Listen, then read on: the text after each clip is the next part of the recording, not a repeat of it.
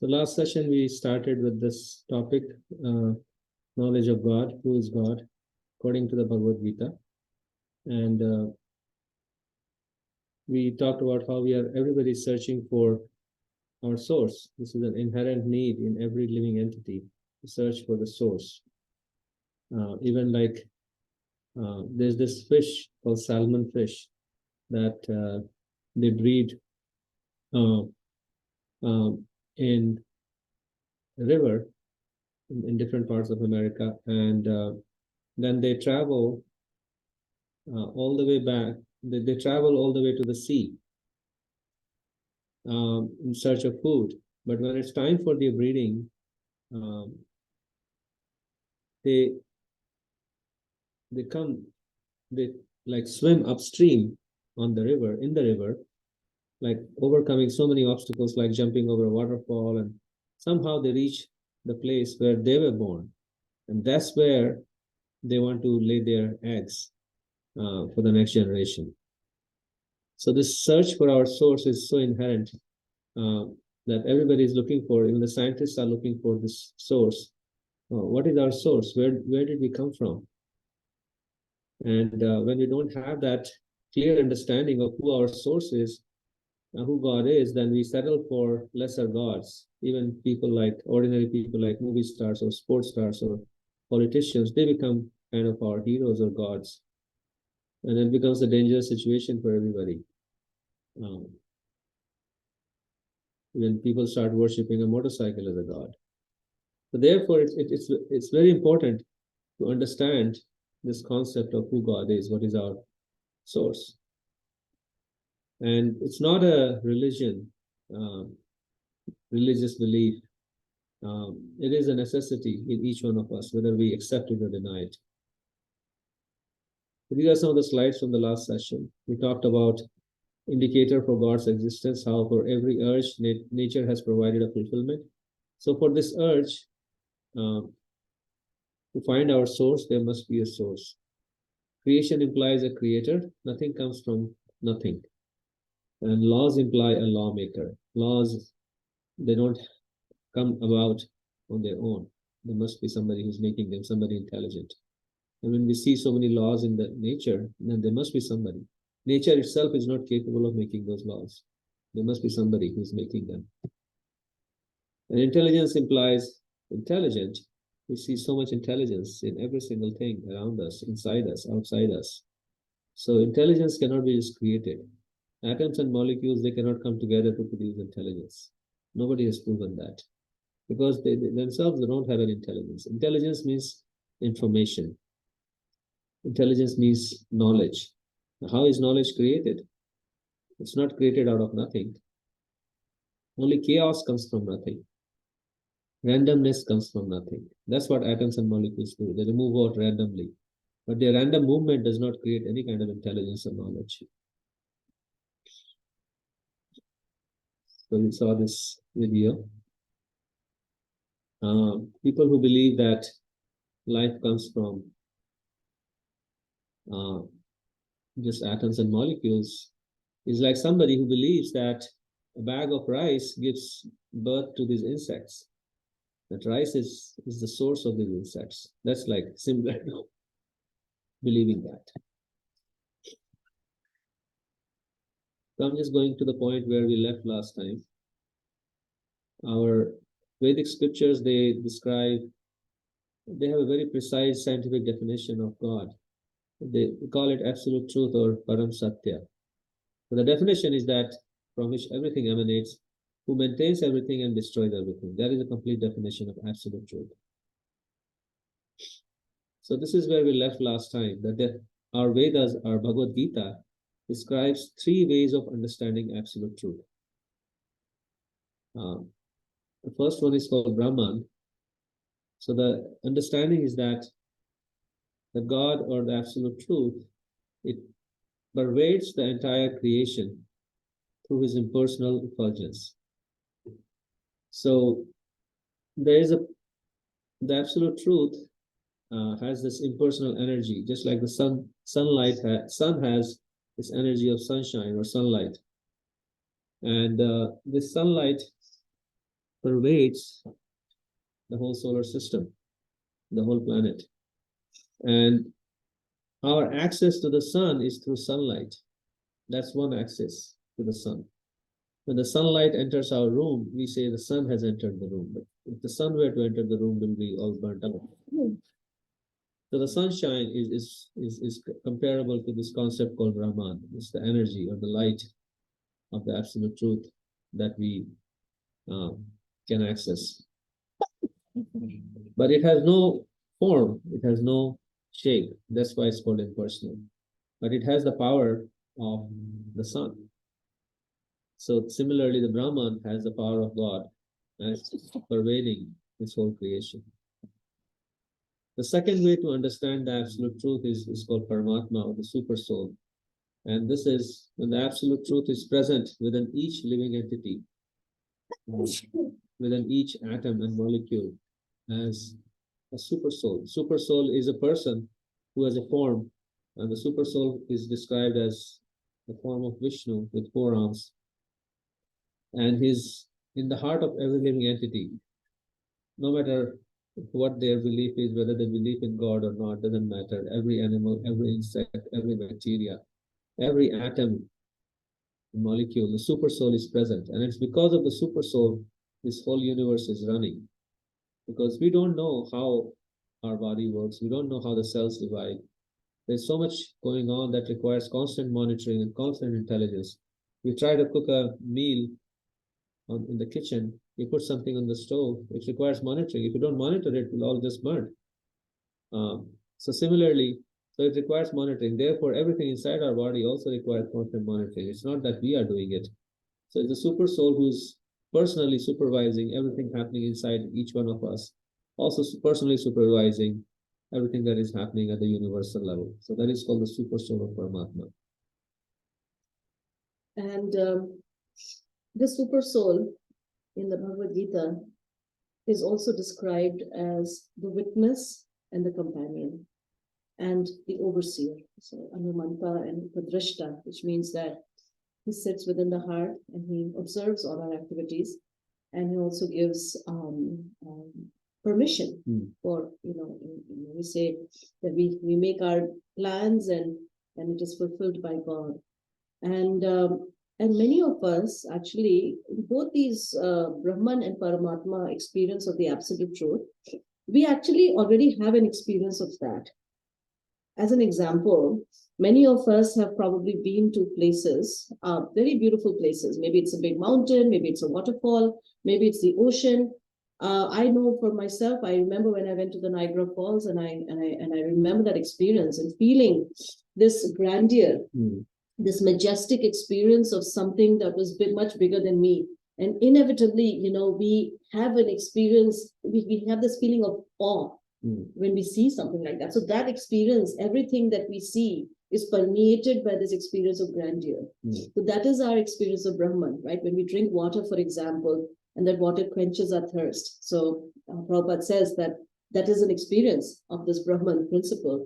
The Paramatma also, we already have an experience of Paramatma, because most people in the world, and I think I would say all people in the world, have had this experience of this inner voice. We're trying to do something wrong, and there is this voice within that says, no, don't do that.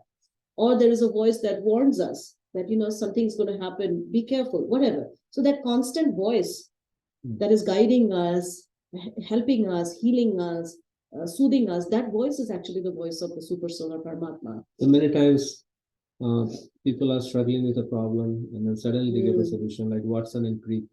They're getting this inspiration from inside to see a vision of the double helix inside the DNA.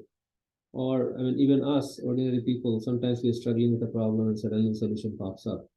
You have that experience quite a few times when you're coding or something, and then suddenly like something within tells you that go look for that, look for this, and then you find the solution.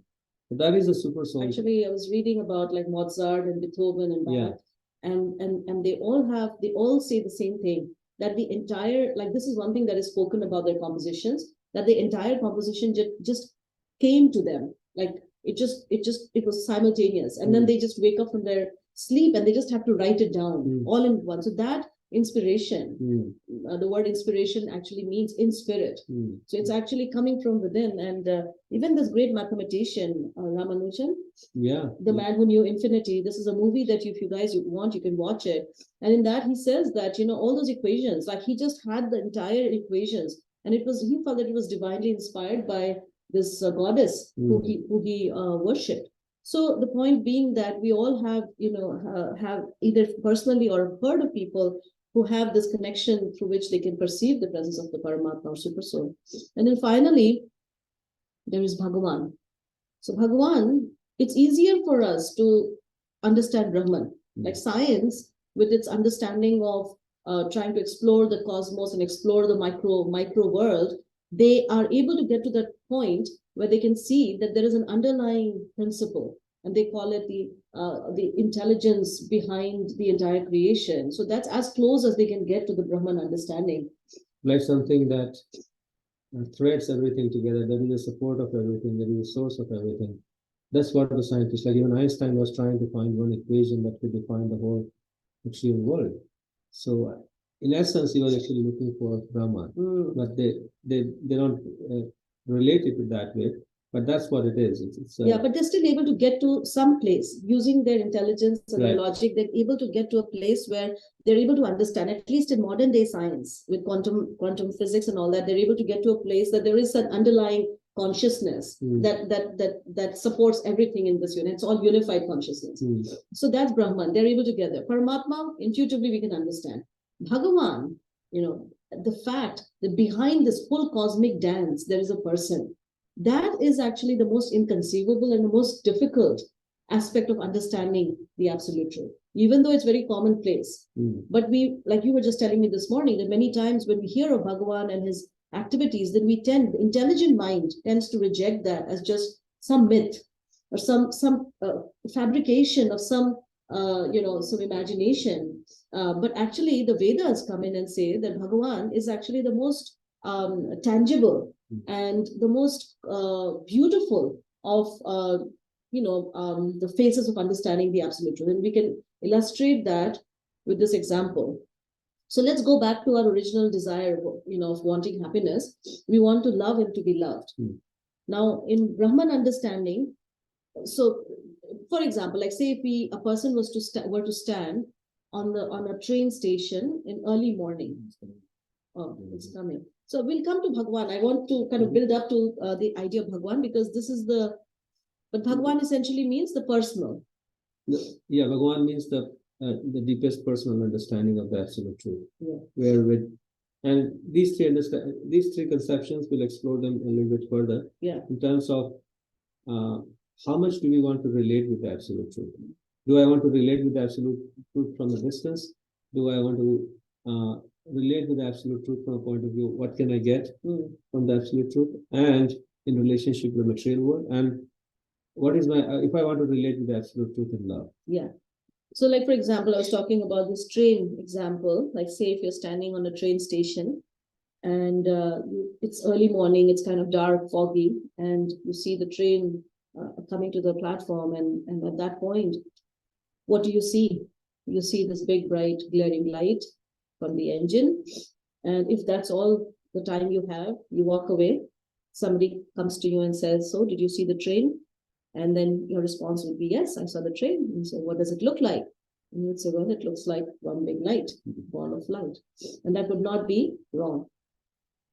However, it would be just one phase, a very initial phase of understanding the train. Now, if you just kept standing on that platform for a little bit longer, then what would happen? You would wait for the train to come, and then it would come and it would stop. And when it would stop, then what would you see in the train? You would see that the train actually has coaches, it has an engine, it has a form. So that would be the Paramatma understanding. And I can see that this is following its own sequence. So let's go back. So the first understanding, where you just see the light as the train, is called the Brahman understanding of the train. So Krishna says this in Bhagavad Gita. He says, Maya tatam idam sarvam jagat avyakta murtina. By me, in my unmanifested form, this entire universe is pervaded. So that is Krishna's Brahman manifestation, avyakta murtina. which means no form, unmanifested form. So that's Brahman. Um, and this Brahman is also pervading everything, every experience. So this is another example how Krishna says that he's present as Brahman. He says, Rasoham apsu kaunteya, prabhashmi sasishuryayo, pranava sarva vedeshu, shabdha ke porusham vishu. O son of Kunti, I am the taste of water, the light of the sun and the moon, the syllable Om in the Vedic mantras. I am the sound in ether and ability in man. So all these are practical, concrete examples. Like when we drink water, there is a certain taste. If the water is not coming from the clean source, then it doesn't taste good. So that pure taste of water is actually coming from this Brahman aspect of Krishna. The light of the sun and the moon we see every day. Without the sunlight, we can't wake up. So that is Brahman. That light of the sun is coming from Brahman. Brahman is the source of the sunlight. Sound, we hear sound all the time. So the sound is actually coming from Brahman. Ultimately, Brahman is the original sound. And ability in man, we have so many skills and talents. So that is also coming from Brahman. So this is like Krishna says, okay, this is how I am pervading everything that you do. That's Brahman. It's not so far out as we think. That's good. Yeah. So this Brahman realization, like if somebody wants to find out about the absolute truth, but they are just kind of really glamored by this universe and all the wonderful things in the universe, and they just want to realize this absolute truth from a distance. And through knowledge, they want to analyze through knowledge and this and that. So then they can achieve this Brahman realization. There's a path given in our Vedas through Upanishads where one can perform these steps and come to this Brahman realization. It requires very intense study of the Upanishads, learning Sanskrit, and really kind of secluding yourself from the outside world and just meditating on this Brahman effulgence. And then there's a possibility that one can, although the path is very, very difficult, Krishna says in the 12th chapter, this path of Brahman realization is extremely difficult. It is difficult, and at the same time, it again does not satisfy the deepest need of the soul. Because the Brahman realization is called the impersonal realization. In India, sometimes the word that is used is the nirguna understanding, right? It's like it doesn't have any differentiation, any qualities. So because it does not have any qualities, so it can allow a person, a living entity, to enter into a state of peace, shanti. But shanti is not good enough. Now you may say, how can that be? Well, suppose one enters into a room, one fine day, one gets really frustrated and fed up with all of one's family members, one's job, everything that one has. It's like, I'm done with this life. This is horrible. Everybody's giving me trouble. So I'm just going to go and lock myself in this room, and I just turn on a light. And I'm just going to go sit there. And it may be very comfortable. I have the perfect temperature, room temperature. Everything is good for me. But how long can I sit? It's like time out, right?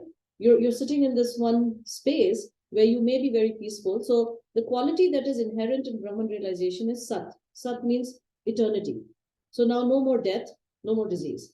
You're now eternal. And so there is definitely some aspect of peace and happiness there. But that's not enough because one hankers for rasa. One wants relationships. After a while, you start wondering what's going on outside. What are they eating? How are they enjoying with each other? What is that laughter I hear over there? So that is the need of the soul, is anandamayo abhyasat, which means that every living entity is looking for ananda. So the ananda aspect is missing in Brahman. And I think that in the Brahman, the inspiration or the motivation for this kind of realization is to actually become God oneself. And the aspiration is that I merge into the Brahman and become Brahman myself. I become as good as God. That is the underlying motivation. So there is no desire to establish a connection with God, but to become God oneself. And hence that aphorism which is, by the way, misunderstood, but nevertheless, people use that aphorism for Vedanta Sutra with that intention that I am that supreme Brahman. Aham Brahmasmi. Or some people say Shivoham. There are different terms for this. But the aspiration is the same, that I want to become the greatest. So Krishna is merciful. He allows us, if somebody has that inspiration, he allows them to pursue this, that, okay, you want to become God. So this is kind of a path where you can go through this process, merge into Brahman, and then get the feeling that, oh, I am also become Brahman. It's like a drop of water merging into the ocean and starts thinking that I am the ocean now.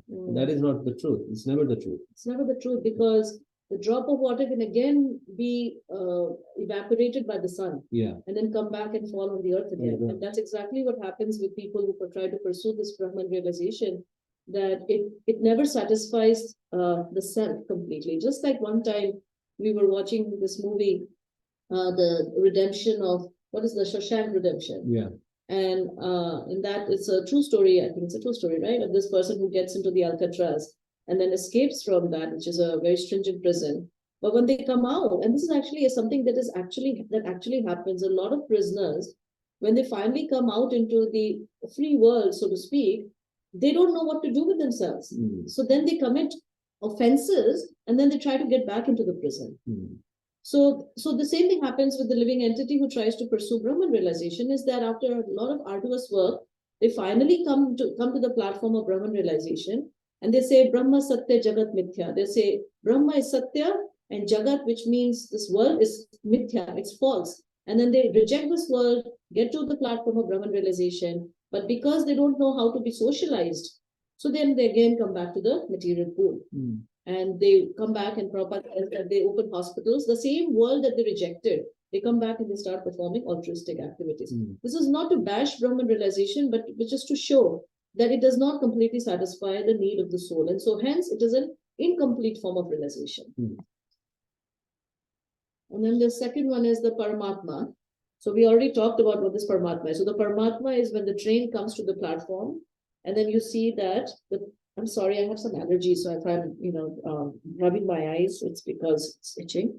I apologize for that. So the Paramatma is again, when the platform comes to the train comes to the platform, and you see the engine, you see the coaches, and then you see, oh, there is a form. So that same supreme person, when the living entity says to God that I am out of here, and I want to go away, I want to be independent, so then we don't come alone.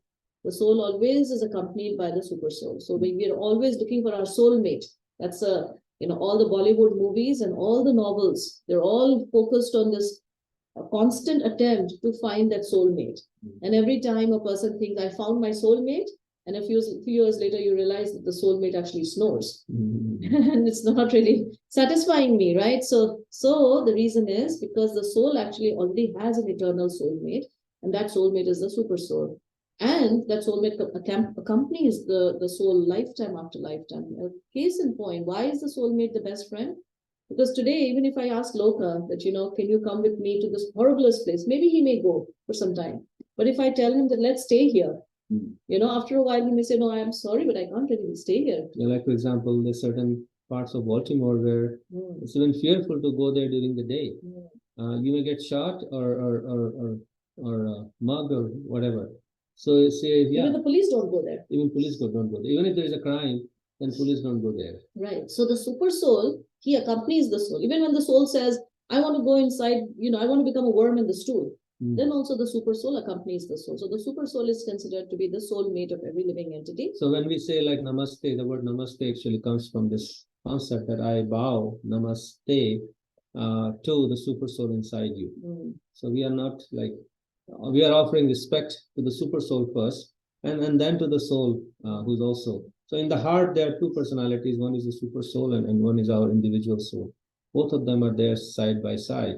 And our individual soul is completely dependent on the super soul. And that's where, because I don't know if you have ever wondered where the atom gets its energy from. So the atom actually gets its energy from the super soul. That's what keeps the protons and the neutrons and electrons, everything in motion. Yes. So this is a very, I like this a lot. This is very sweet. We should do this. This is actually a little chapter book, kiddish book that we used to read when we were kids. I mean, when Nimai was a kid, I used to read this to him, Runaway Bunny.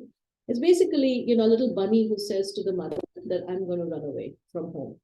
Let's see if we can play this. We won't see the whole thing. We'll just get the idea of what this is. So this little bunny says, The Runaway Bunny by Margaret Wise Brown. Once there was a little bunny who wanted to run away. So he said to his mother, I am running away. If you run away, I will run after you, for you are my little bunny. If you run after me, said the little bunny, I will become a fish in a trout stream, and I will swim away from you. If you become a fish in a trout stream, said his mother, I will become a fisherman, and I will fish for you. If you become a fisherman, This goes on like this goes on and on like this, right? So the point being that that's kind of what's happening with us. We said, it is described that at some point we said, I'm out of here. And the Krishna as a super soul said, well, I'll come with you. And so lifetime after lifetime, he travels with us as we explore different bodies. Another example that is given in our Upanishads, this is from Mundaka Upanishad, is the example of two birds on the same tree. So there are two birds sitting on the same tree. One bird is very busy eating the fruits of that tree. Sometimes the fruits are sweet, sometimes the fruits are bitter. But the bird is very busy, he's engaged. And the other bird is his eternal friend. And he's just sitting there waiting and waiting and waiting. That one day, this bird, this friend of mine, is going to get tired of eating these sweet and bitter fruits and will turn towards me. So that friend that has been waiting forever is actually is called the super soul or the Paramatma. And he accompanies us just waiting. So we can understand the extent. We talk about unconditional love. This waiting by the super soul is the highest manifestation of this unconditional love. So this is from the Bhagavad Gita. Upadrashta anumanta cha bharta bhokta maheshwara paramatmeti chapi ukto dehi asmin purusha para. Yet in this body there is another, a transcendental enjoyer who is the Lord, the supreme proprietor, who exists as the overseer and permitter, and who is known as the super soul. I'm sorry. And then sarvasya chaham hridi sanavishto mata smritir jnanam apohanam cha vedescha sarve raham eva vedyo vedanta krid vedavid eva chaham. I'm seated in everyone's heart, and from me come remembrance, knowledge, and forgetfulness. By all the Vedas I am to be known. Indeed, I am the compiler of the Vedanta, and I am the knower of the Vedas. So this is the eternal companion within the heart, and he's always with us, and this is where we get all our knowledge from. And that's why, when people have forgetfulness or dementia, we can never take any of this for granted. I mean, we do take it for granted, right? We wake up in the morning and we expect that we are going to remember who we are. And, of course, there are all these famous Bollywood scenes that a man is unconscious, he wakes up and he says, where am I, right? I mean, we think it's funny, but it's not funny because it's something that we take for granted. it can happen to us. Yeah, we wake up in the morning and it's like, who am I? So where is that remembrance coming from? That remembrance is actually coming from God. And when he wants, that remembrance can be taken away also. So this is a beautiful song. Yeah, Talking about that. Please drive this cart of the body carefully because the super soul is riding in it. Ram.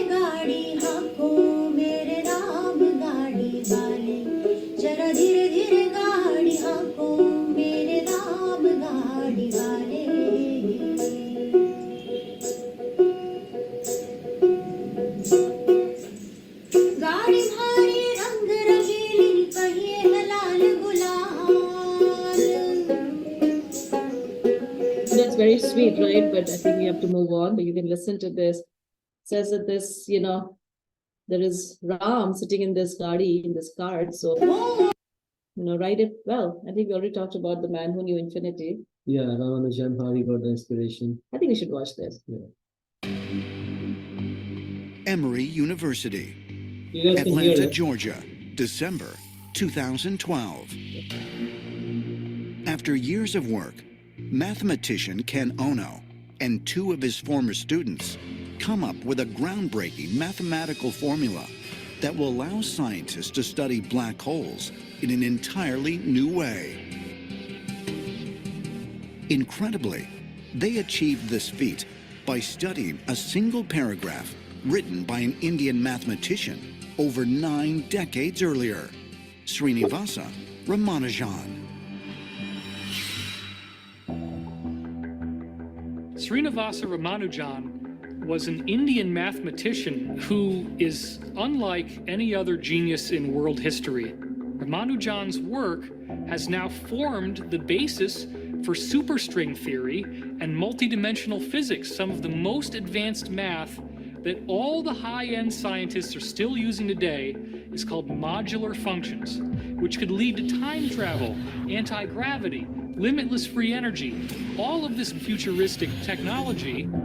He was able to take a little that he knew farther than most mathematicians would be able to take them. He had the vision to see what was important. There are just so many beautiful ideas that he had, some of which are just waiting to be developed. Ramanujan made breakthroughs in integral calculus, which can be used to determine the drag force buffeting a wing as it slides through the air, or the gravitational effects of the Earth on a man-made satellite. But perhaps what is most noteworthy is that Ramanujan insisted these baffling theorems were not simply the product of his Oh no. Oh, okay. often say that they were communicated to him in his dreams by the Hindu goddess Namagiri Thayer.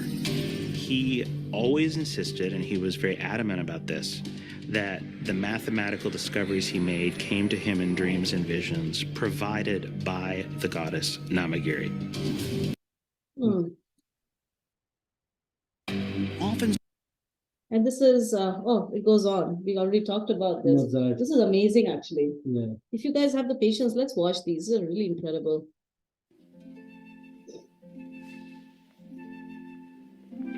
Amadeus was Mozart's competitor, right? Yeah. He was very envious. Very envious of Mozart.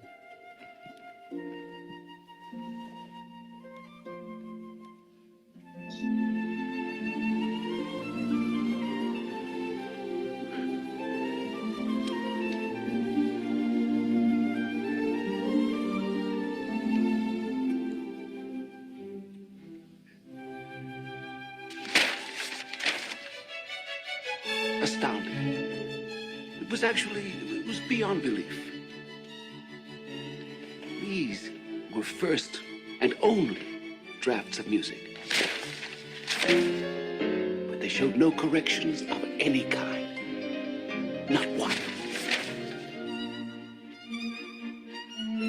He had simply written down music already finished in his head. Page after page of it, as if he were just taking dictation. Hmm.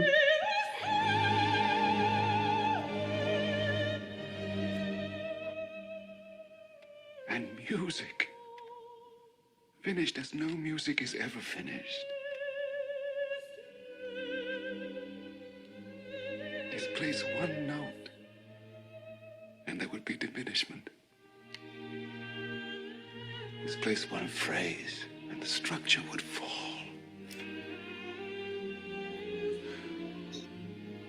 It was clear to me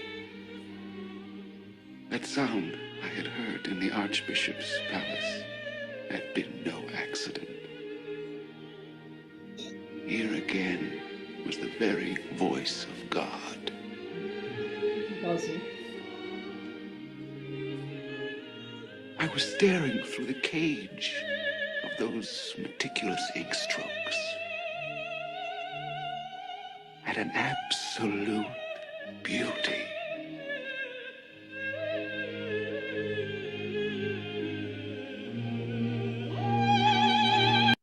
It's the voice of God. So I think we already talked about all this. So I think we can skip this detail, but I think there are three super souls that are described in the Bhagavad Purana. So yeah, think about who the super soul is, and Bhagavad Gita describes them as the first super soul is the super soul of all the universes combined. So from his body, all the different universes come about, and that is called Mahavishnu, or you can call him the Maha Super Soul, Mahaparamatma. And then in each universe, now each universe needs to be run. So who's going to run the show there? So then this Mahavishnu, he expands as another form of Vishnu called Garbhodakshay Vishnu. This is the famous picture that we see, that Vishnu is lying on the bed of Ananta snake, and Brahma is coming out from his navel. So this is Garbhodakshay Vishnu, who runs a particular universe as the super soul of that universe. And then every living entity that is manifested, their bodies, everything needs to be run individually. So then this super soul also then expands into the third super soul as the personal super soul or personal companion to each living entity and in each atom. And he guides each living entity in each atom. So this is how we can relate to these super souls. So the realization of super soul happens through a specific path. It's called Ashtanga Yoga. Again, complete renunciation of the world. And the goal is to get yogic powers. And I think we've talked about this, that in India especially, you see people who are, who have attained a lot of yogic powers, and people think they're God.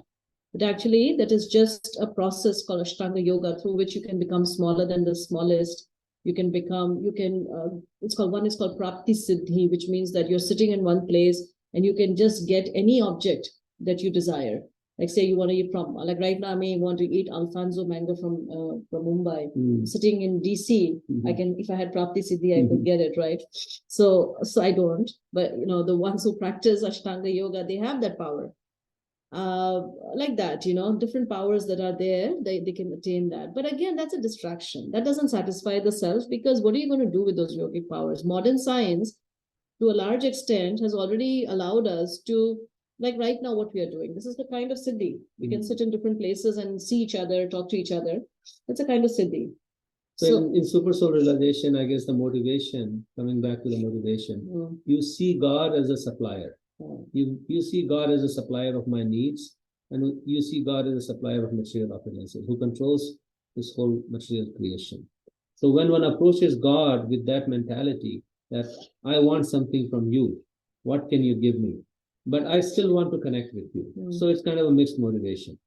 So that motivation leads to this path of this super soul realization, which can be achieved through this process of Ashtanga Yoga, which Ashtanga Yoga means purifying the mind and the senses from all material desires, and then focusing on the super soul. What we see in the yoga studios nowadays is a very distorted, minimized version of Ashtanga Yoga, where they're just focusing on the yoga asanas and excluding the real part, which is purifying the mind and senses. Actually, now in these yoga studios, the mind and senses, they get even more agitated. And the goal is to focus on the super soul, which nobody is doing.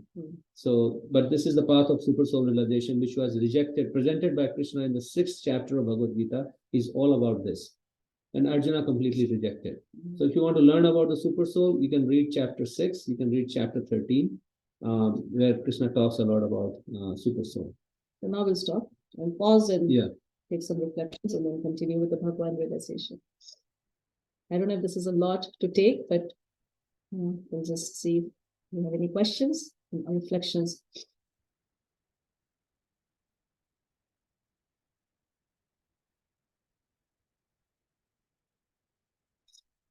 Jyoti, any thoughts from you? Amitabh, go ahead.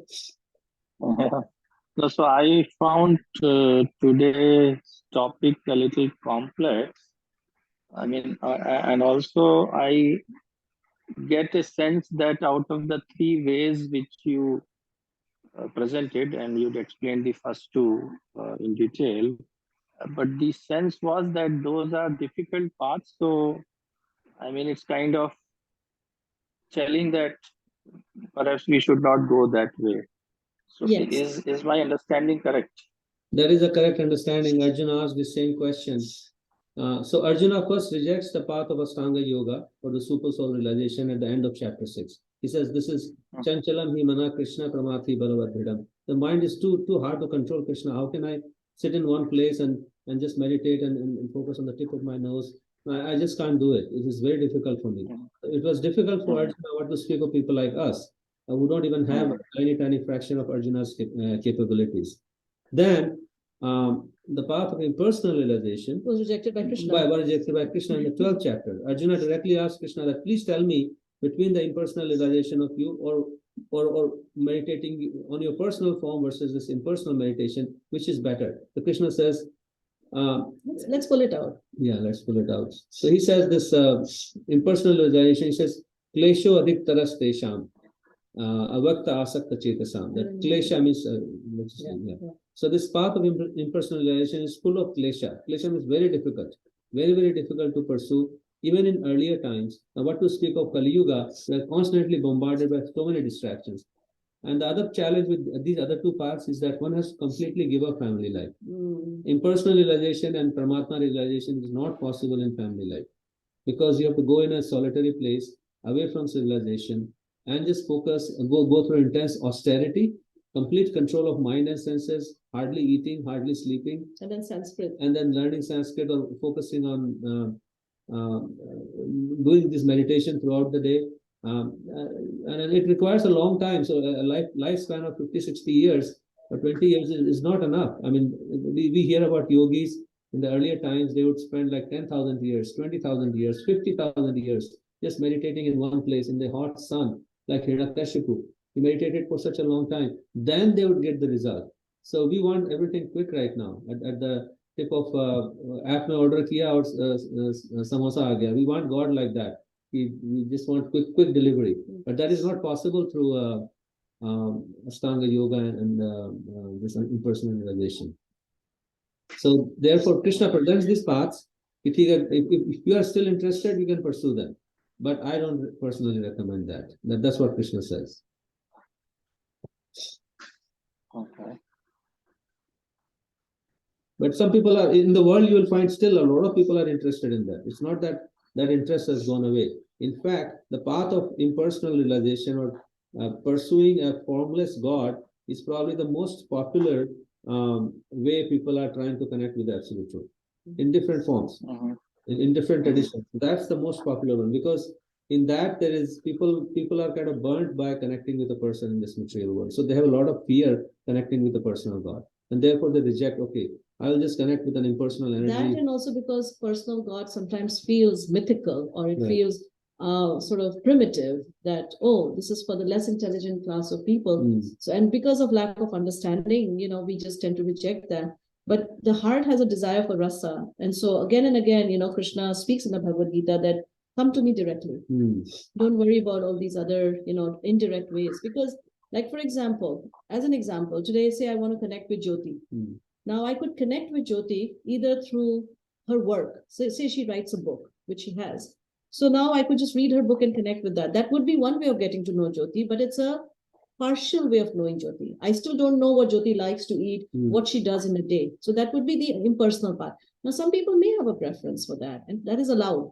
That does not completely satisfy the need for connection. Now, the most direct path is if I start spending time with her, I start to get to know her as a person, what she likes, then the relationship is very deep. Now, if I know Jyoti, I would automatically know her writing also. Exactly. I would know her energy also. So this includes the Brahman, the Bhagavan realization includes within it the Brahman realization and the Paramatma realization. So in this example, the Paramatma realization would be you buy copies of Jyoti's books and you put it on the shelf and you just, oh wow, Jyoti, I worship you. But you still not have made a personal connection with Jyoti yet. You worship her books, you respect her books, and maybe you start selling her books and making money. You're getting something out of Jyoti now. So that is the Paramatma realization, that I want something out of you, God, now. But Bhagavan realization, which we are coming to now, is actually completely without any motivation. I just want to know you because you are my friend. I want to get to know you. I want to spend time. I love you. I love you. Without any motivation. Without it, that's Bhagavan realization. And that satisfies the heart completely. I think it's intuitive, right? That they could satisfy it. But the other paths are... No, so is it in some sense related? I mean, what I understand, there were three ways, whether you do it through sadhana or bhakti or through karma and seva. You can realize God by either of these three routes. So is it something similar? No, but sadhana means a practice. So there is sadhana in the path of bhakti also. Sadhana means what can you do to There is sadhana in all the three paths. the sadhana in all three paths. Karma, there is also karma in the path of bhakti because you have to do some work. Krishna is recommending Arjuna to fight. So Arjuna is engaging in that. But with what motivation you engage in karma and what you do with the fruits of the karma, that is handled the best in bhakti. In a personal realization, you don't know what to do with the fruits of your work because now you do some work. No, but they deny work. Eventually they deny work. Yeah. So they say that neti, which means that Give up work. give up work, give up all activities, you retire into the forest, into a cave, and you just sit and you study. That's your work. So that's your sadhana practice also. And in the path of Paramatma realization, there is the activity is one of Ashtanga Yoga. That is their primary sadhana. And again, they get mystic powers from that. So there is each of those three paths. It has its own discipline, its own sadhana practice, its own activities, and it has its own goal and its own fruits. So the goal, each path has it. So it's very specific. It's like one school.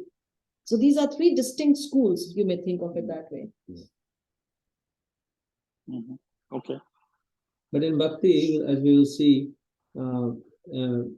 it's very easy to integrate our work. It's very easy to integrate our family, our society, and one doesn't have to give up anything. One doesn't have to give up, and yet the results are Far better. Far better. So that's why again and again in the Bhagavad Gita, Krishna recommends the path of bhakti, and he says, "Man mana bhava mad bhakto mad yaji namashkuru." He says, "Become my devotee," and then that way you can be free, from all. So Jyoti, I think you have something you wanted to share around. No, after listening to you, I feel that each of us have our own way of, realizing God. Yeah. In my case, I don't believe in any of these rituals. That's my problem. It's my Whereas problem. It's my problem. Yeah. But my mother, she insists on following everything to the T. Like, for instance, she'll fast on certain days, and certain days she'll tell me, you should not eat egg, you shouldn't do this, this is the Ekadeshi day, you should not do that, you should not do this. And she'll, take off like that. So for me, reaching out to God is a very personal kind of matter. It's a very personal relationship because very often I do call upon God and I do, it helps me, it clears my thoughts and it calms the turbulence in my heart. So my relationship seems to be very personal. But now after listening to Bhagavad Gita, like today I was talking about Arjuna standing in the center of the battlefield with my mother.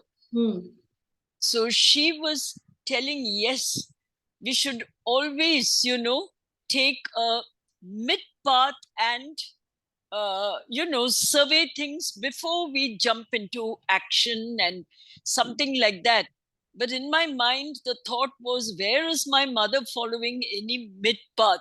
Yeah. She's always into extremes. Yeah. So, there is a difference between what people advise and what they do. Yes, that is very this true. Kind of a dichotomy I'm not able to understand with religion. Yes, and I think I really appreciate that, Jyoti, because I'm exactly the same way. To this day, even though I'm a practitioner, but I have never had an attraction. I think it's because of the background, my own family background. My father was not so ritualistic. My mother is also not. And I think it's probably something I carry within me. But the beauty of bhakti is exactly what you're describing. It's a very personal path. And the reason why people take these extreme positions is, again, like we described this, that when, I'm not saying that your mother is the same way, but a lot of people in this world, when that understanding is not backed by philosophy, when it's by tradition, when it's backed or sentiment, or people just say, oh, this is how it's done. And, and then people just take it and then they become quite fanatical about it. But when a ritual is something which is done without proper understanding of its content, what is the principle? And then you can adjust the principle. Why are we doing what are we doing? Like, for example, we are chanting every day. Now, if it is done as an act of ritual, then it can become quite rigid. But if you do it as an act of love, then there is a fluidity to it. Like you said so beautifully yesterday, it's a lullaby. So it's, like, for example, I'll give you an example. Even the most basic things can become a ritual. For example, if it becomes a tradition that Loka has to give me a gift every year on Valentine's Day. Now, if you remove the love or the emotion out of it, then after a while, it will become a burden for him. Come 10th February, he'll start thinking, oh my God, 14th February is coming up. That's what happens in Christmas in America, right? Everybody's running crazy. 1 month before, what gift do I get for this person? What gift? Even if they don't want to do it, they don't want to they have to do it, because otherwise it's a matter of they'll be hung on trial, if they don't do it. That's a ritual. Yeah, exactly. When religion becomes prescriptive, then we don't have a choice. And invariably, people like my mother, with her lack of education, she's happy to go to temples and follow all the dictates of the pandits there and that kind of a thing. I try to get her out of it, but then I get big lectures. So then I just you give can't up. do anything. You can't do anything because it's very wedded. But here is the thing that if you the same act, if for example a husband or a wife wants to do it for the other person, because it's coming from a place of love, then it's no longer mechanical or ritualistic. Yeah, there's so many examples like Tukaram, for example. Tukaram used to go to the temple every day and just sing his bhajans to the deity, and out of so much love that his love we can still feel in his writings, and the whole world benefited from that. So that's an example of doing it out of love versus doing it out of fear, or doing it out of it becomes a ritual when we don't understand it, when we have some personal motivation, what can I get out of it, or we have a fear of not fitting into the society, or maybe disappointing somebody in our family or somebody. Then it's a ritual, and then it doesn't really mean anything. And that's the reason why most people in the world, they reject religion. As intelligent, educated, rational people reject us because of this. Because my father used to go to these holy places and he'd come back so disgusted. He was like, what is this? Like, it's all like commercialized, like all that, So what we need to, but that doesn't mean that we throw the baby out with the bathwater. We reclaim the essence, and we take what is really of value, and we don't worry so much about all the external trappings, because that external trapping actually traps us. But yet we don't throw the whole thing. So anyways, I don't know, should we just complete this presentation today? Anybody else? Okay, let's. I just have a little bit different take on this, being here and raising children here. To me, yes, rituals, like you said, that if you're doing it out of fear, then it has no meaning. It's just following some actions. But for the kids who are being brought up here, in the beginning, it's very hard to give them the logic, the reason about the things what we do in our culture, in our practices. Right. So either I don't introduce it to them because they are not quite ready for that, or I can make a choice and say, okay, no, I'm going to introduce it because whatever I instill at this young age, they are going to carry that with them. So I can simply just do the rituals with them from the very young age. And then when they are ready to understand the logic behind it, then I can bring that in as well. Otherwise, if I don't sow that seed that early in their life, later on, they are not going to really see any relevance to it at all. I completely understand, Usha, what you're saying and where you come from, because that's true. We, especially raising kids in the US, there is a great need for us to introduce these different aspects, but also, like you're rightly pointing out, and I think that is your thoughtfulness, that also giving them the logic and the reasoning behind it. Otherwise, a lot of these kids, by the time they hit college, they have rejected everything. They just see it as like, oh, whatever, some ritual that my parents asked me to do, but I don't really know what it is for. And if you don't know why, it's very easy to give it up. And so I think the most important thing is introducing to them the science. And the amazing thing is that our science is so rich. I think to both of us, we both are exactly from the same place. Loka came from a family which was very ritualistic, right?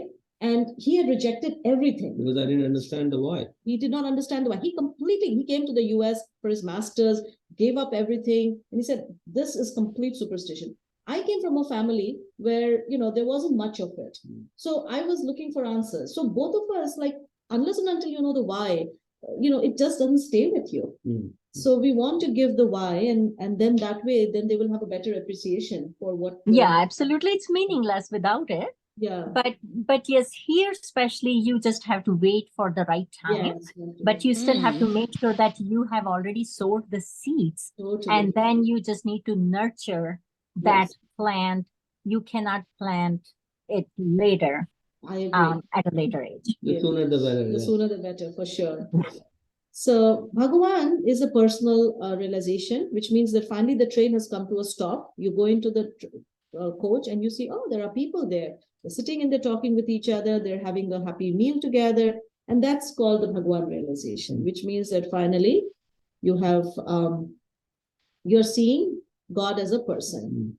So this was a Pew Research Center reported that 70% of them still view, this is 2019, God as a person.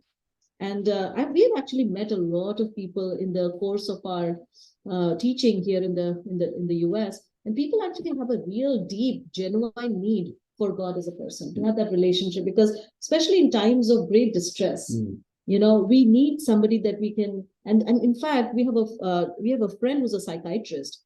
And she says that in her practice, and they have like clinics all on the eastern shores.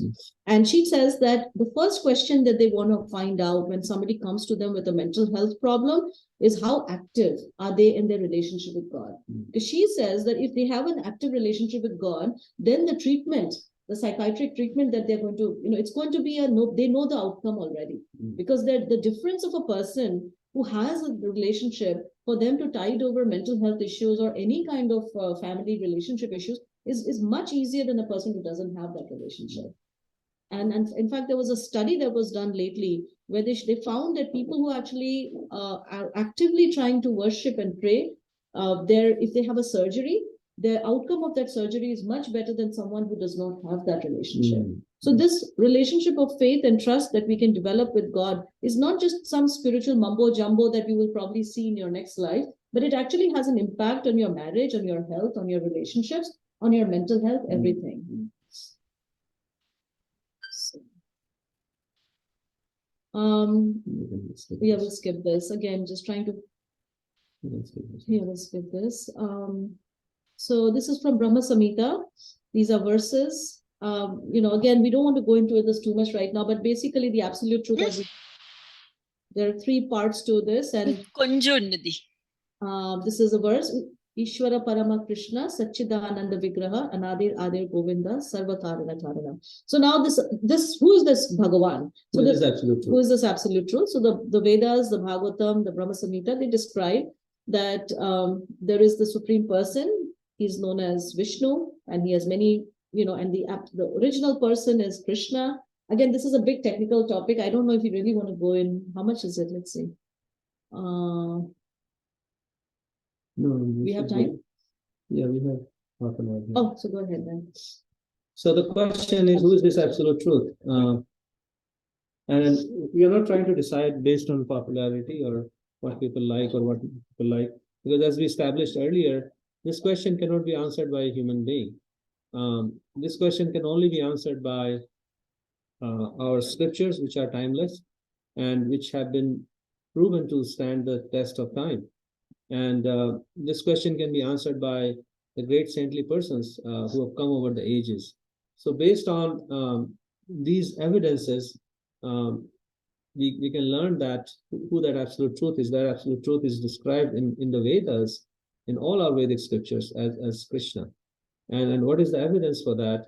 This is from Brahma, who composed this prayer at the beginning of creation when he got the darshan of Lord Krishna, when he was completely lost what to do. And that spiritual ecstasy, he composed this prayer. Then you should read, if you get a chance, beautiful, beautiful prayer, Brahma Samhita. So there he says this, Anadir Adir Govinda Sarva Karana Karanam. And then in the Bhagavatam, this is considered the king verse of Bhagavad Purana, the defining verse of Bhagavad Purana, where in this chapter, all the different incarnations of the Lord are described, like Varaha, Vamana, Matsya, Kurma, Parashuram, and all these different incarnations are described. At the end of that description, then this verse appears, that Ete Chamsa Kala Pumsa Krishnastu Bhagavan Swayam. Krishnastu Bhagavan Swayam. Indrari Vyakulam Lokam Mirdayanti Yuge Yuge. All of the above mentioned incarnations are either plenary portions or portions of the plenary portion, which means they are expansions. They are not they are like expansions of the original. But Lord Sri Krishna is the original personality of Godhead. All of them appear on planets when there is a disturbance for the atheist. And he himself declares in the Bhagavad Gita also, right? And he himself declares in the Bhagavad Gita that Aham Sarvasya Prabhavo Matta Sarvam Pravartate Iti Matva Bhajante Mam Buddha Bhava Samamita. That I am the source of everything. I am the source of all incarnations. I am the source of all creation. I am the source of everything. Yeah, I mean, in short, that's what it says. So what is the definition of Bhagavan? Bhagavan means he is the full embodiment of all opulences. There are 6 opulences that everybody is looking for. Nobody has a complete, these opulences and complete. So these opulences are Ashwarya, which means wealth, Virya, which means strength, Yash, which means fame, Shriya means beauty, Jnana means knowledge, and Vairagya means renunciation. So one who has all these opulences in complete, full, or unlimited quantity, only that person can be called Bhagavan. So there are so many people who claim that they are Bhagavan or incarnation of Bhagavan, but nobody can claim that they have 100% this. And if somebody claims, then we should ask that question. Right. But do you have unlimited strength? Are you Right. never going to grow old? Then that person can be Bhagavan, right? And on top of that, somebody has the most beautiful qualities. I mean, people can have opulences, but people don't have good qualities. So anyways, we talked about this, how this picture shows there are so many unlimited incarnations coming out from the body of Krishna, and in all different universes, these incarnations are going and attracting people to the path of bhakti. But Krishna is described as the source of all the incarnations.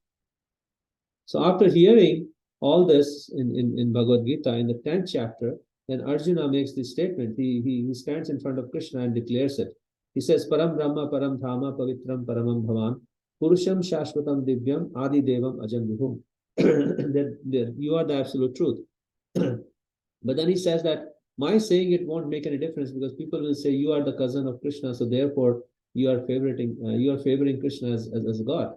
Why should we take your word for it? So then he says, Ahus Swam Rishaya Sarve Devarishi Naradas Tatha Asito Devalo Vyasa Swayam Chaiva Bhavishime. All the great sages such as Narada, Asita, Devala, Vyasa confirm this truth about you. And now you yourself are declaring it to me. So this is the foundation, that we don't take anybody's word until these great Einsteins of our Vedic tradition, like Narada, Asita, Vyasa, there are so many of them. When all of them conclusively together confirm this, then we can trust that statement. I think okay, so then people have a question about, oh, Brahma, Vishnu, Shiva, who's God? Who I see these 3 Trinity. How do I understand what is who is what? So the thing is that in each universe, to run every universe, there are these three main personalities. Brahma is the secondary creator. At the beginning, from Vishnu's navel, Brahma comes out, and then he basically gets all the raw material for creating the universe, for creating the bodies of different living entities, and he executes the plan of Lord Vishnu. Then Vishnu himself, he is in this universe as Garbhodakshay Vishnu. He maintains the whole universe, basically running the show. And Lord Shiva is also an expansion of Lord Vishnu for the specific purpose of destroying the universe. So he executes this plan at the end of the cycle of the universe. When he gets frustrated that living entities given ample opportunity for engaging in bhakti, they didn't do that. So then he gets mad and he destroyed the whole universe. But the living entities are not destroyed because soul cannot be killed. So all the living entities, they just go in hibernation into the body of Mahavishnu, and they wait for the next cycle of creation. So this is the purpose of these three entities. This is a big topic. So now, this is another thing that always comes up, especially Usha raising kids in the US, one of the questions that our kids are always confronted, why so many gods and goddesses? How do you even understand that? Because, all the Western traditions, they are monotheistic, and Hinduism or our Vedic tradition is sometimes seen as like being polytheistic, and that becomes a big problem. So this is a very, very significant point, that actually our tradition is the world's oldest monotheistic tradition, which means that monotheism means that our tradition actually believes only in one supreme God. We don't have, all these different gods and goddesses that are mentioned. They are actually Jiva Tattvas. In order to understand this principle, we have to understand these different tattvas or different categories of that one absolute truth. So the different categories is, there is Vishnu Tattva, there is Shakti Tattva, and there is Jiva Tattva. So Vishnu Tattva means Krishna and all his expansions, Vishnu, Narayan, Varaha, Vamana, Narayan, Narsingha, that is Vishnu Tattva. Shakti Tattva, the goddesses. So Durga, Lakshmi, Saraswati, goddesses. Jivas, us, tiny jivas, tiny living entities. Now, all these different gods and goddesses, they are just people like us. Surya, Chandra, Indra, Varuna, all of them, they are administrators, just people who have performed a lot of pious activities, like Jyoti was mentioning, so many rituals. So in their past lives, they followed the Vedic codes, performed maybe many yajnas, done this, done that, somehow have become powerful enough and purified enough, and then they become these administrators. Now they're just living entities living on a higher plane, and that's all. And they have a designated responsibility, and they're doing that. Now, in the Vedas, in the 4 Vedas, there are recommendations that if people who have some material desires, like say you want a particular thing, you can worship Indra for that. You have a particular desire, you can worship Chandra, worship of the moon, worship of this and that. All that is mentioned in the Vedas, but it is not the ultimate goal of the Vedas. And so these demigods are, people like us, they're assisting Krishna in running this universe. And people get confused as to, and that's actually another reason why so many people, reject, because they think, what is all this going on? Like I remember when I was growing up, I would see my grandmother worshipping Naga, Naga Panchami, and they would worship the Nagas. All these are, this is called a Karma Kanda path. Karma Kanda path means that there is a whole description of that in the Vedas, where you worship this, you get this, you do this, you get that. But it's not what Krishna recommends in the Bhagavad Gita. In fact, Krishna tells Arjuna that just give up all these flowery words of the Vedas and just don't worry about it. That's not going to lead you anywhere. But it is, so then somebody might ask this question, then why does Krishna allow that? Or why are these things given in the Vedas? Well, it is meant for a certain segment of people. See, one of the most beautiful things, which I think you will appreciate about the Vedas, it does not leave anyone outside the fold. Like, for example, if someone has a desire to eat meat, the Vedas are not just going to throw you out, but it is a schooling system that takes a kid, even someone who does not want to go to school, or who's a dropout, or someone who is a beginner. It allows, there's a place or a way for that person also to plug in at some point. Say a person wants to eat meat. So the Vedas will say, okay, you want to eat meat? This is what you do. You take a goat, on a dark night, Amavasya night, you take him outside the village, and then you sacrifice that goat to Mother Kali, and this, that, and then you can eat it. That's once a month. Now, it's not that the Vedas are saying this is the highest, but the Vedas are making accommodations and saying, okay, you do this. Somebody says, I want to go to the heavenly planets and I want to dance with Apsaras there. So the Vedas will not reject anyone. They'll say, okay, here is what you can do. This is a worship you can engage in, and then you do this, and then maybe. But the idea is that after doing all this for countless lifetimes, at some point the person will say, I am not happy. I want something more. Then the next stage is recommended. So the reason why the Vedic system confuses people so much is because there are so many levels. For every person at different levels of consciousness, a certain path is recommended, and hence it's like a maze. But that's not a limitation or a negative quality of the Vedas. That is actually the beauty of the Vedas. And in fact, the plurality of the Vedic tradition is actually what the amount of variations or schools that are in the Vedas. That's more than all the religions combined in the world. Because there is a path for tantrics, there is a path for Kali worship, there is a path for someone who likes to eat meat, there's a path for someone who wants to become powerful, someone who wants to become Indra, there are yagyas, there are rituals, there are all kinds of things mentioned. So how do you come out of this dense jungle? It's like a jungle. So that's where in the Bhagavad Gita, Krishna describes, and he keeps telling Arjuna, don't get lost in the flowery words of the Vedas. You just focus here. And then that's why at the very end of the Bhagavad Gita, he says, Sarva dharman parityaja mam ekam sharanam vraja. So when we hear this, maybe a person from the Hindutva belt, he'll say, oh, dharma means you have to sacrifice, you have to give up, Muslim religion and Christian religion. No. He's not talking about those dharmas. He's talking about the plurality within the Vedas.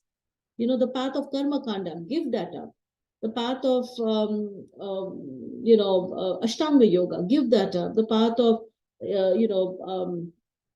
Brahman realization, give that up. Just surrender to me.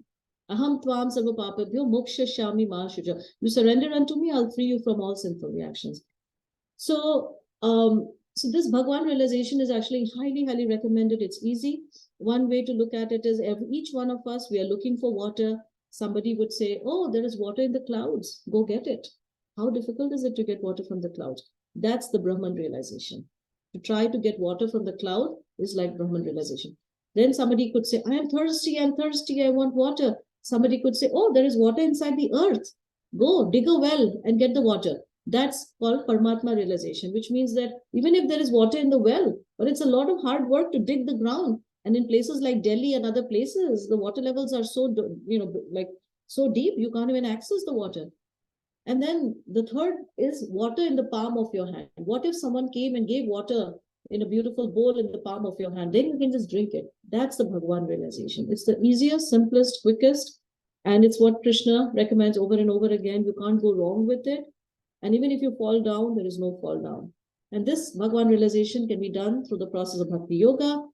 You can do it even if you're a writer, you're a singer, you're a musician, you're a computer person, whatever work you're doing, you can do it. You don't have to give up anything. All it requires is a change of consciousness. It's easy because it's not, even a child can do it, even an animal can do it, as we see it in the life of Gajendra. And it's very simple and very sublime. Like for someone like me, I can say, which I don't really have a very strong religious background, I find that the process of Bhakti Yoga speaks to me because it is something that connects. It's very heart-based. It's not based on, like, I remember when I was growing up, I would see my grandmother and she'd say, oh, if you don't sit in this one direction, and if you don't perform this puja in this way, then the gods are going to get angry. But bhakti is not like that. Bhakti does not work from a place of fear. It works from a place of right and purified intention. Just that intention that I want to connect. I want to develop this deep relationship with God is enough. And then what we do is an offering from that place of love. And that's what we are doing. We are calling upon the names of God. And that is the surest and the most direct method of God realization that is given in this age of Kali Yuga. This is a famous story. I'm just going to skip this. So there are a lot of activities that are given in the Vedas, in the Puranas. You can read them. The more you know, the more you love.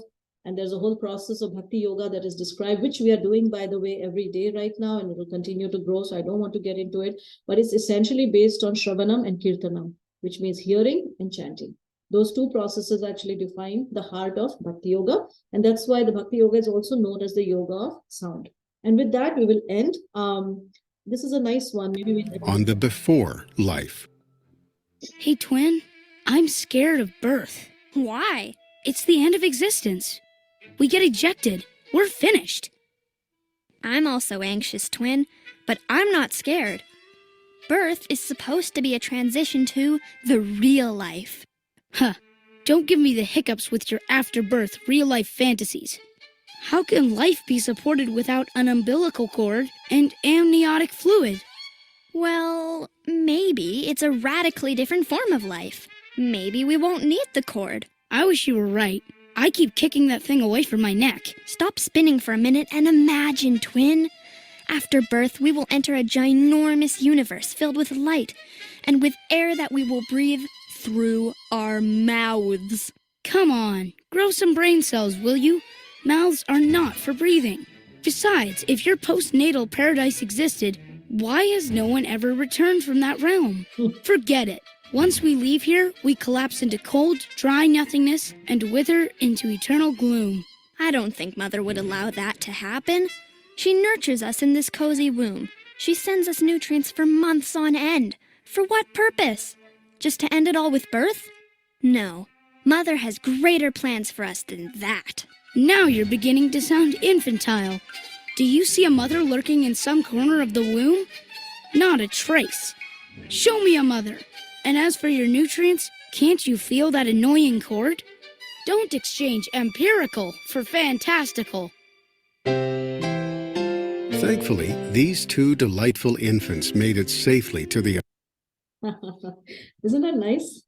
So here just goes on, the invisible thread. Krishna says that he's the invisible thread. And even though he's everywhere, but he's, we don't get to see him because...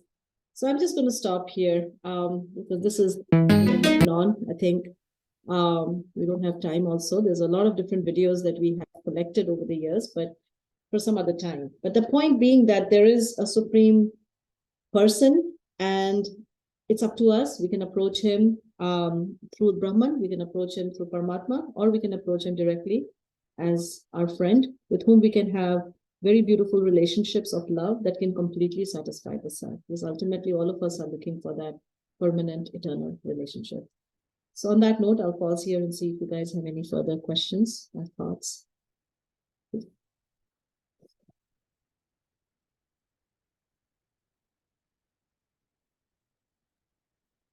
Sam, any thoughts from you? Misha?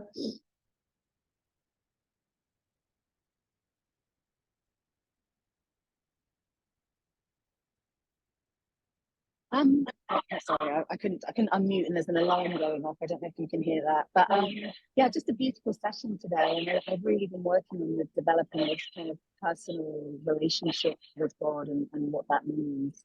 And just trying to, the idea of it being a person versus this thing that you can't actually fathom it's hard to get the mind around. And I think that's actually part of the trap if the mind wants to get in the way, because the mind won't be in control once you realize, once we are self-realized.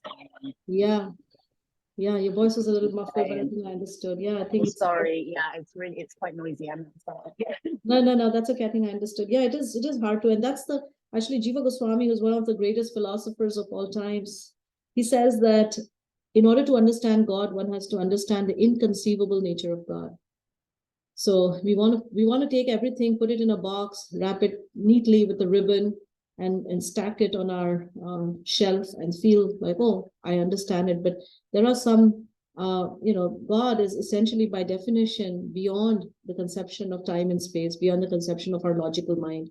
And so we have to allow that. That's not a limitation, but we have to allow, the expansion, that be able to accommodate even opposites. He's bigger than the biggest, he's smaller than the smallest, he can walk the fastest, and yet he's the slowest. Like all these paradoxes, they are reconciled in this understanding of God. But once we allow that, then we enter into this enchanted land of wonder, and it continues to grow. So it's very beautiful, this journey, actually. Thank you, Sam. So I guess, Amitabh, any final comments before we wind up? No, still trying to grasp whatever has been said today. Thank you so much. Thank you so much. Thank you, Misha. Thank you, Amrita. We'll see each other tonight.